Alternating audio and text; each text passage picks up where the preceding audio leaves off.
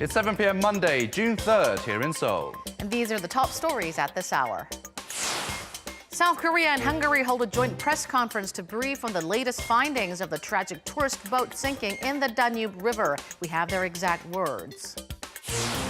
Meanwhile, President Moon Jae-in orders his top officials to spare no effort in the search and recovery operation while vowing to work with Budapest to identify the cause of the incident.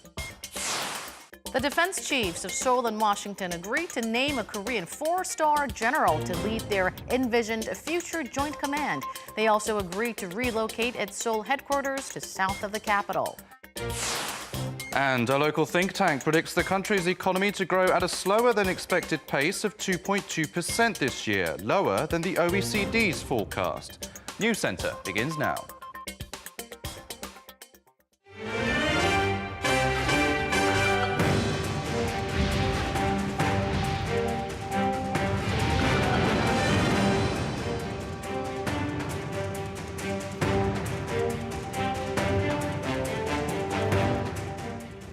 Good evening and welcome to Arirang News Center. Live from Seoul, I'm Han Daeun. And I'm No Adam. Thank you as always for joining us this evening. Only one place to start, really.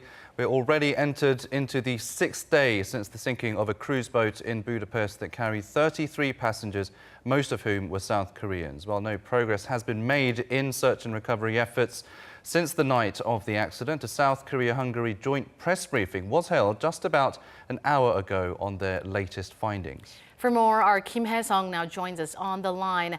Haesong, what was the gist of the briefing? Right, the joint briefing was held just about an hour ago, and the Korean government said divers from Korea and Hungary will jointly enter the water starting this Wednesday for boat salvage operation and work through Sunday by the latest. 2 divers from each country will enter the boat using ladders. They will use GPS and other equipment to find the location of diving and have a crane on a bridge on the Danube River which can carry up to 200 tons to help lift the boat eventually. And just coming in, Hungarian local media said 4 bodies were found on the river. The Korean embassy in Hungary said it's confirming this with the Hungarian authorities. Right, and we can only imagine what the families are going through at this time. And as we already mentioned, it's 6 days now since the accident took place. Why is it taking so long for the divers to go in or the search and rescue operations to take place? Exactly. So 35 people were on that boat in Budapest Thursday night. 7 were rescued. 7 have been confirmed dead. 21 are still missing, including 2 Hungarians and 19 Koreans. Following the sinking of the boat, Hungarian search and rescue operators tried diving in a couple times, but the water current was too powerful that even special forces from Austria were not able to dive in. Due to rain, the water is now 517 centimeters higher than 501 centimeters with a current of 4 meters per second, making it difficult and dangerous for divers to do any kind of work. Now, so that was information from the joint press, and now the current is getting weaker and weaker. So for the first time since the accident, South Korean rescue divers went into the river to do a run-through for about 30 minutes today. And going forward for the rescue operation to be successful, the weather and cooperation between Korea and Hungary will be important. So that's all I have for now. Back to you guys. All right, Kim Haesong first, thank you. Let's hope that the search and recovery efforts will speed up now and go as smoothly as possible. President Moon Jae-in has again called for non-stop efforts in the search in Hungary for the Koreans still missing from last week's boat accident. He also asked for lawmakers and parliament to quickly get back to business and discuss the supplementary budget bill. Our Park Hee-jun reports. President Moon Jae-in says no effort should be spared in the search and recovery efforts for the South Koreans who are still missing after a cruise boat sank on the Danube River last week. 정부는 모든 외교 채널과 가능한 물적, 인적 자원을 총동원해 마지막까지 최선의 노력을 다할 것입니다.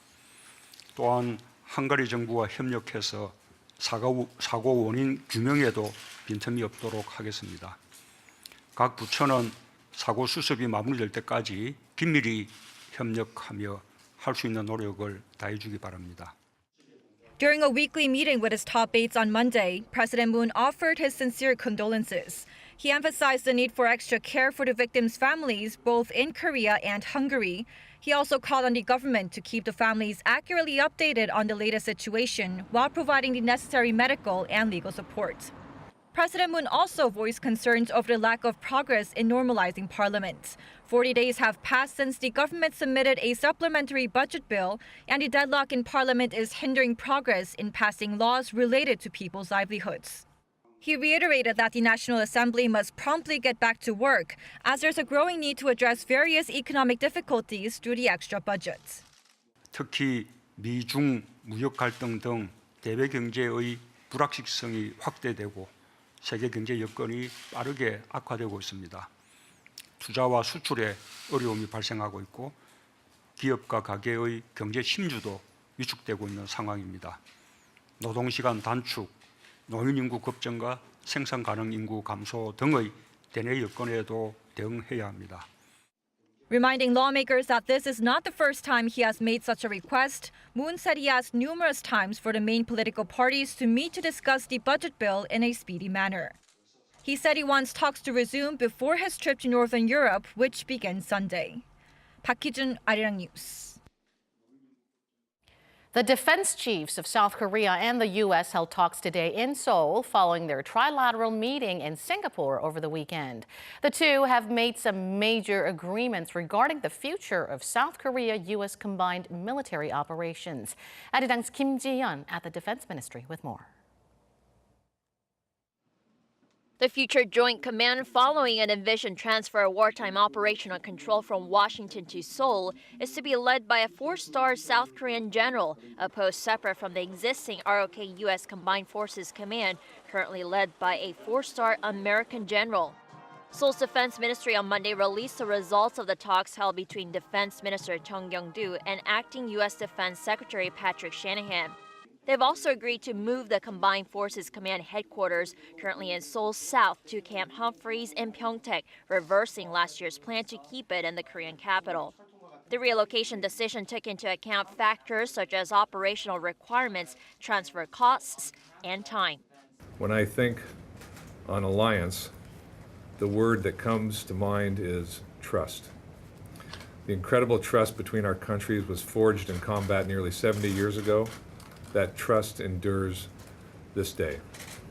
This is also apparent in the tremendous strides Combined Forces Command is taking to more rapidly fulfill conditions to transition wartime operational control from a U.S. commander to a South Korean commander. In a meeting between President Moon Jae-in and Shanahan, the president stressed the importance of the alliance in the peace process that aims to achieve complete denuclearization of the Korean peninsula and everlasting peace in the region through dialogue. The Blue House said the president asked for U.S. cooperation in Seoul's efforts to provide humanitarian and food aid to North Korea and in holding reunions of families separated by the Korean War. President Moon stressed easing military tensions by improving inter-Korean relations contributes to the denuclearization talks. In response, Shanahan said he believes in the ironclad alliance that a strong combined defense readiness supports diplomatic efforts for a peaceful resolution concerning the peninsula. Before the defense chiefs meeting, Shanahan reiterated that the alliance serves as a linchpin for peace and security in the region.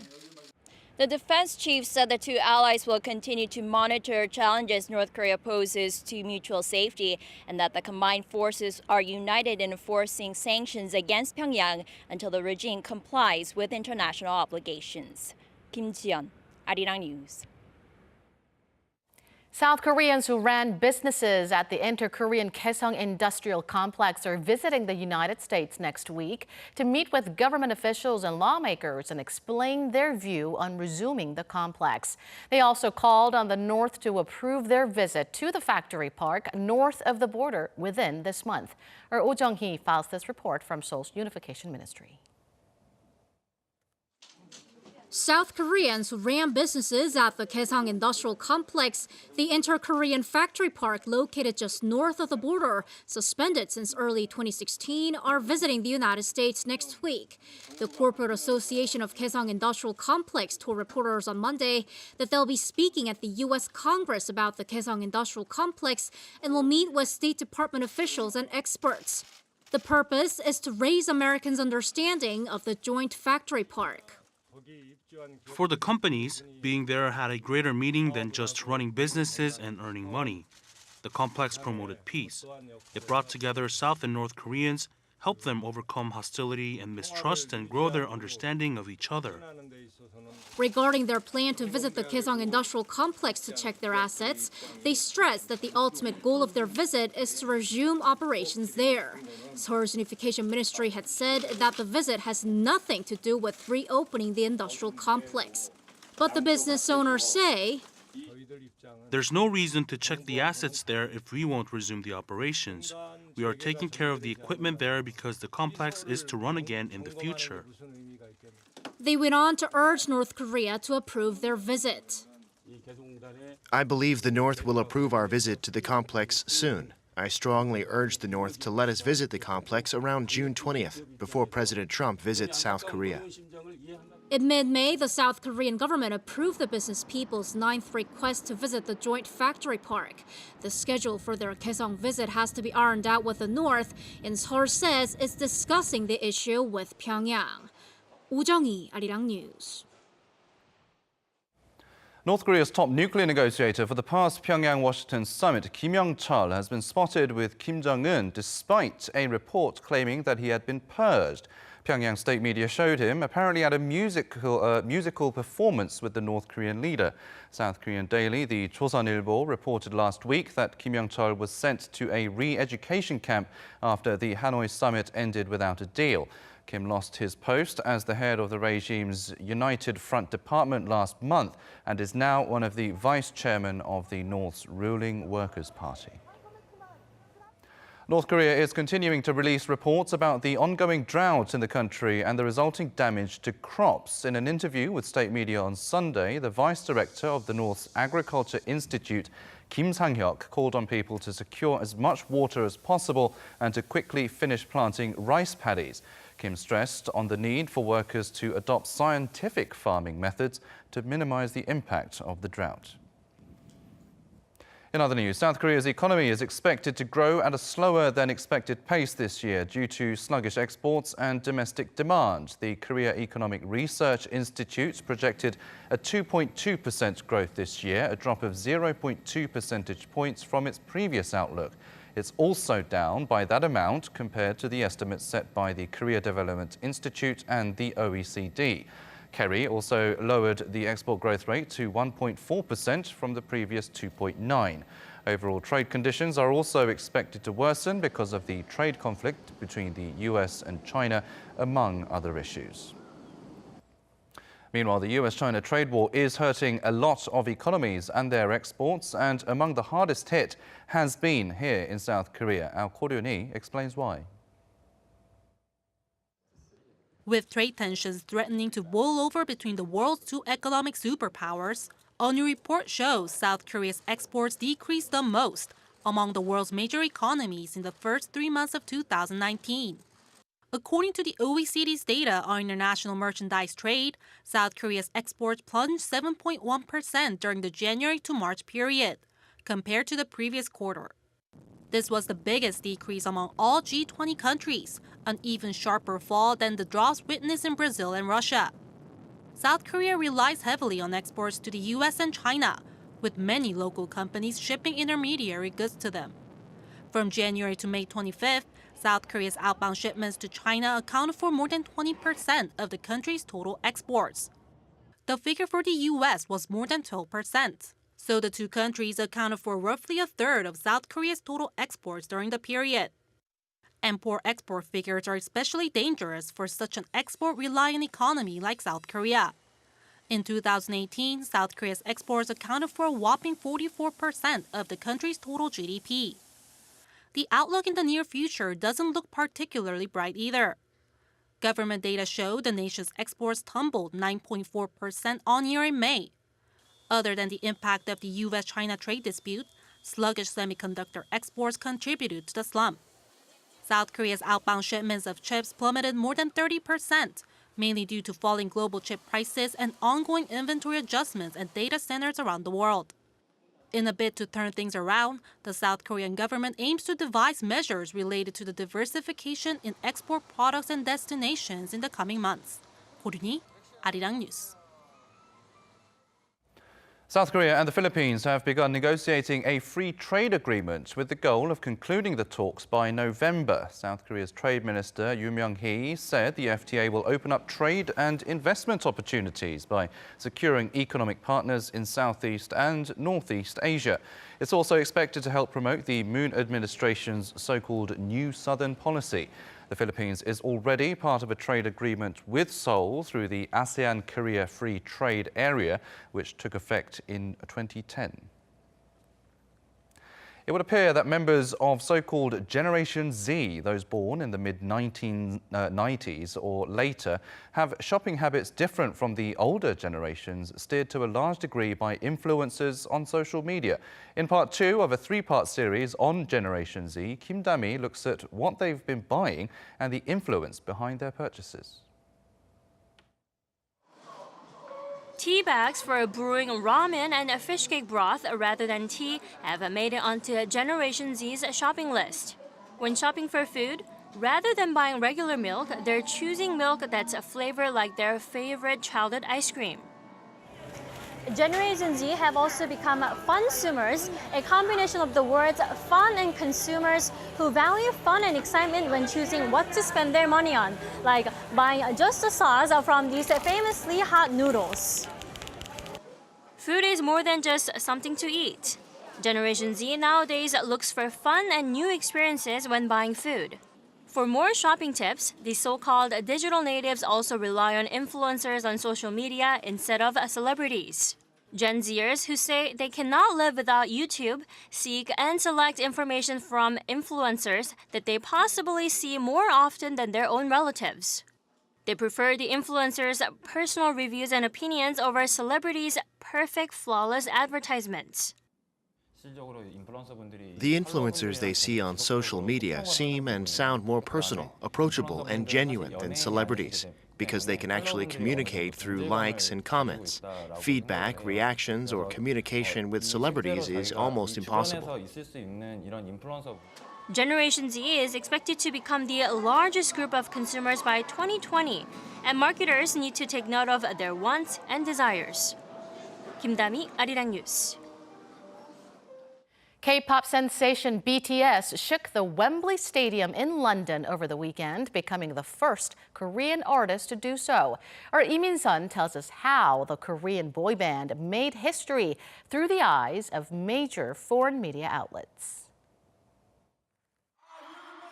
BTS's historic concerts at London's Wembley Stadium over the weekend have earned the group attention from all around the world. Being the first Korean artist to take to the stage at the iconic venue, the group performed to some 60,000 fans as part of their world tour. Foreign media outlets also praised the group's performance. Right after the first of BTS's 2 sold-out concerts at the stadium, BBC wrote, BTS have made history by becoming the first South Korean group to headline Wembley Stadium, the third UK show of BTS's career. BBC added that while unlike most Wembley headliners, BTS are not quite household names yet, their fan base is unusually devoted, highly mobilized, and growing daily. CNN also ran a lengthy feature to delve into how a boy band from South Korea became the biggest in the world. CNN compared BTS to legendary band The Beatles, but said the South Korean stars cracking the American market was perhaps an even greater achievement, noting that most of BTS's songs are in Korean and the group has only one fluent English speaker. It also pointed out that the group's active use of social media has built a personal connection with the fan base, giving the group a huge advantage in gaining international fame thanks to their devoted networks of fans around the world. Lee Min-sun, Arirang News. On the sidelines of the 75th International Air Transport Association, which wrapped up today, Topi Manor, the CEO of Finnair, sat down with our Kim Mo-gyun to discuss a range of topics, including the prospects for Korea's aviation industry. Let's take a look. The 75th IATA actually kicked off in Seoul on Saturday, and it's the first time South Korea hosted this event.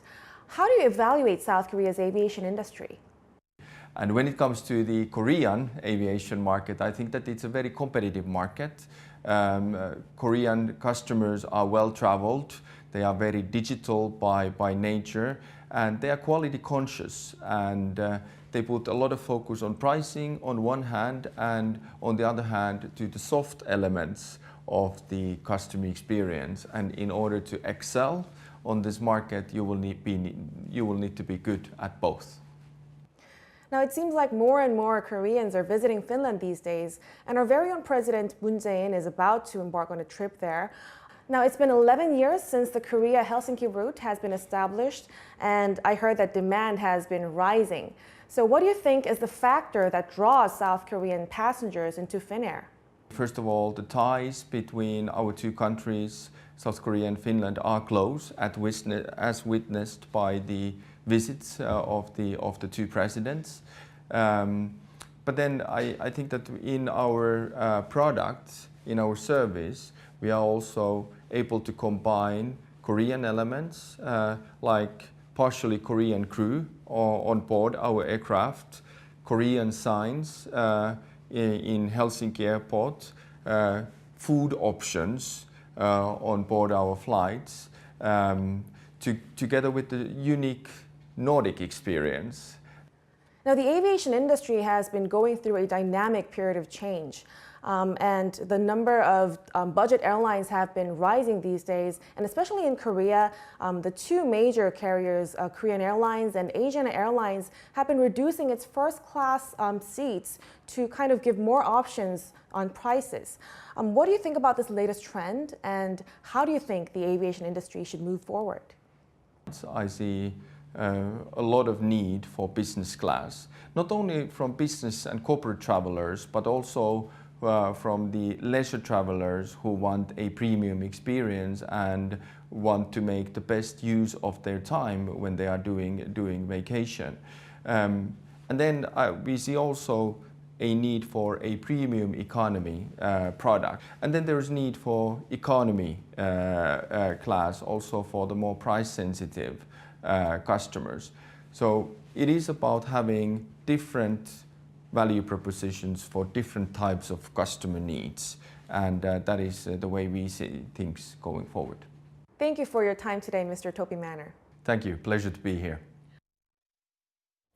Another South Korean star is born in golf. Lee Jung-eun has won her first LPGA title at the big one, the U.S. Women's Open. Our Won Jung-hwan has the story. 23-year-old South Korean rookie Lee Jung-eun won the oldest major championship in women's golf on Sunday at the Country Club of Charleston in South Carolina, becoming the 19th player in history to win their first LPGA title at the U.S. Open. Lee finished at 6 under 278 to beat 3 golfers, including fellow South Korean Yoo So-yeon, by 2 strokes and take home the $1 million prize money, the largest winner's check in the tournament history. She also received a free pass to compete at the U.S. Open for the next 10 years. Lee is the 10th woman from South Korea to win the championship since Park City's victory in 1998 inspired a whole generation to follow in her footsteps. And South Korea is now seen as a powerhouse in women's golf. Just before the U.S. Open, fellow South Korean Ko Jin-young grabbed first major championship at the ANA Inspiration in April. And with this latest win by Lee, South Koreans have a combined 7 victories in 13 tournaments so far this season. While the rookie's win might have come as a surprise for most people, it was somewhat expected back home. Before taking her talent to the U.S. circuit for this year, Lee has dominated the South Korean tour for the past couple of years, preparing herself to beat the world's best just like she did on Sunday. 원정환, 아리랑 뉴스. For three-cushion billiard fans around the world, the moment has finally arrived. South Korea's Professional Billiards Association's first league tour began today and will run through Friday as it hopes to cement the game as a professional sport. Our Kan Young-woo tells us more. Three-cushion billiards is no longer an amateur sport, at least not on South Korea's Professional Billiards Association's league tour. The world's first professional three-cushion billiards league officially launched with an opening ceremony on Monday. The PBA Panasonic Open is South Korea's sixth professional sports league after baseball, basketball, golf, soccer, and volleyball. Almost 200 players from 13 countries will compete for a total prize pot of $236,000 US. Taking part in the tour are some of billiards' big names like South Korea's Kang Dong-gung and Belgium's Frederick Coudron. On the sidelines, a living legend of billiards came to show his support and give some words of advice. A good begin for the young player that he can say, oh, we can be professional also in the future. But it's not easy, to be that. Because if you have talent and you work hard, maybe a dream come true to be a professional in the future. The PBA is moving on from the formal uniform of tuxedos and bow ties and has instead introduced more casual attire. There will also be cheerleaders and electronic scoreboards to create a more exciting atmosphere for fans. Tickets are available both online and at the venue in Ilsan, just northwest of Seoul. Every match will also be streamed live on Billiards TV's YouTube channel. With the first league tour of the Professional Billiards Association taking place this week, the PBA looks to further globalize and professionalize three-cushion billiards. Kan Young-woo, Arirang News. South Korea's finance minister has proposed raising the legal retirement age to help cope with the rapidly aging population. Hong Nam-gi told a local broadcaster on Sunday that the government will announce its stance on the issue within this month, after thoroughly discussing it with a task force on population policies. Currently, the country's retirement age is 60. U.S. aviation regulators have said there could be more faulty parts involving Boeing's 737 MAX airplanes, which have been grounded since March following two fatal crashes. The U.S. Federal Aviation Administration said 148 leading-edge slat tracks used on the Boeing's 737 MAX and 737 NG aircraft may have defects. Leading-edge slats are movable panels that extend along the front of the wing to help takeoff and landing. The FAA said it will require those parts to be quickly replaced. A few South Korean beaches opened to the public over the weekend as the weather heats up. They include Haeundae, Songjeong and Songdo in Busan, as well as Malipo Beach in Chungcheongnam-do Province. Others will open sometime this month or early next month. Over 150 beaches will open until late at night, but visitors will be prevented from going into the sea after certain times, depending on the beach, so check beforehand if you want a late-night paddle. The Seoul Metropolitan Government is going to plant shade trees in 400 spots, such as crosswalks around the city, to help people cool off from the sun. Seoul City plans to plant 600 of those trees over the next 3 years, as well as increase the number of benches. The trees are also said to improve air quality. That has been your 3-minute news flash.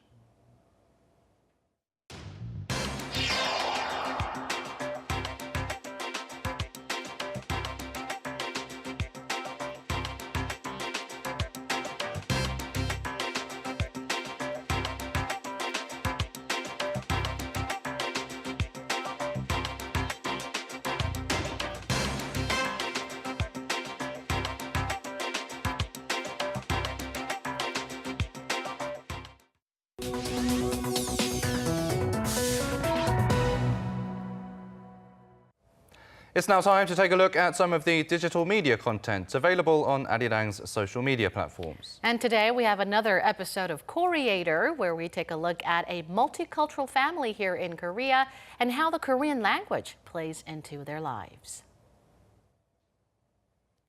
Hi guys. Hello. This is dear Arya. Hey, how's it going?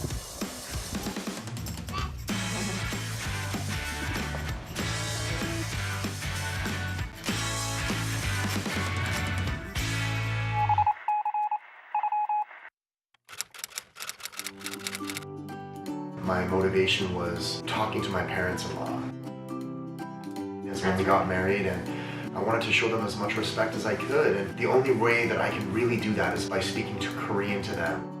저의 가족 사진이에요. 아리아 100일 때.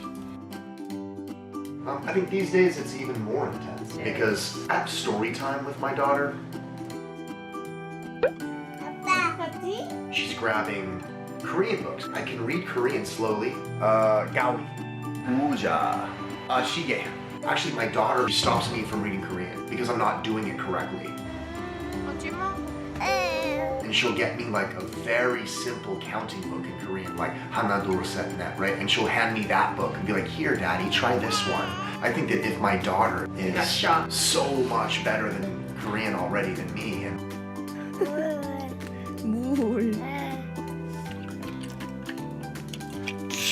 He feels like he's an outcast. He just doesn't understand what we're speaking, and he said, I need to study Korean.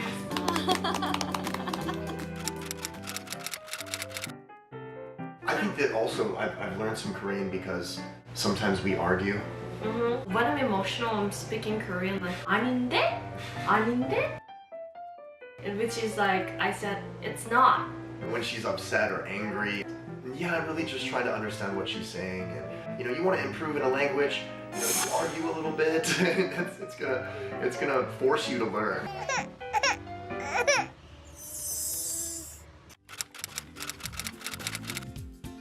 My favorite words in Korean are the words that increase efficiency in communication. For example, I love 주세요. I mean, 주세요 is so easy, especially with my daughter. It's so much easier than saying, may I please have this? If you don't care about the forms, much more efficient with Korean. I'm still gonna push hard. My goal is to make my baby proud of my story time reading. That's what I want my baby to be. Hopefully you liked a little bit of slice of our life as far as learning Korean and our experiences as an international couple, trying to be good parents. Thank you so much for listening, and we'll see you next time. Thank you. Bye.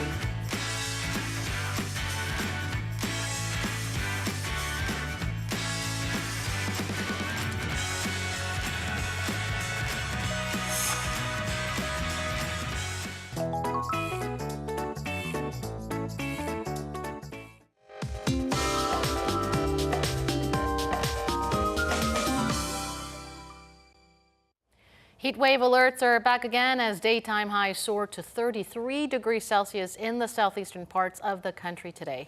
Yes, and the hot weather will stick with us throughout the week. Let's get more details from our Michelle Park at the Weather Center. Michelle.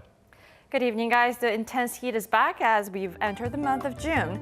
And like you mentioned, Daegu and some parts of Gyeongsang, the provinces, have been issued with advisories as hot conditions are expected to linger for the next couple of days.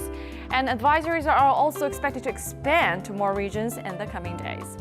And Tuesday, we'll see mostly sunny skies with high UV and heat index levels. And in Beijing, the mercury will reach into the 30s with scattered showers due to the low pressure front. And warm and pleasant readings are in store for the morning commuters. And temperatures will mostly be within 14 to 19 degrees Celsius, Seoul kicking off tomorrow at 18 degrees Celsius. And it's possibly going to be hotter tomorrow as Seoul soars up into the low 30s along with Daejeon and also Chungcheon. Now, while it's expected to be on the cooler side for Busan and Jeju at 26 degrees. Heat waves are expected until Thursday before the rain arrives. Now, the rain clouds will build from the southern regions, eventually striking the nation with a storm over on Friday.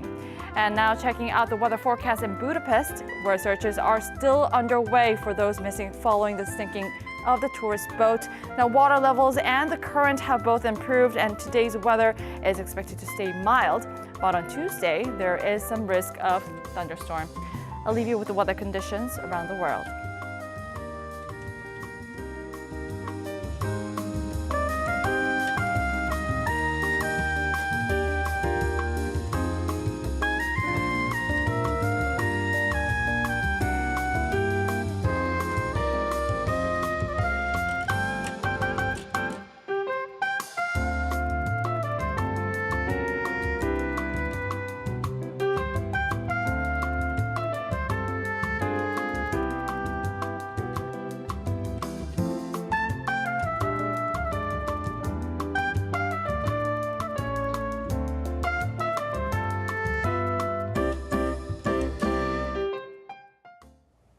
That will do it for this edition of Arirang News. Thank you as always for watching. News in Depth is next.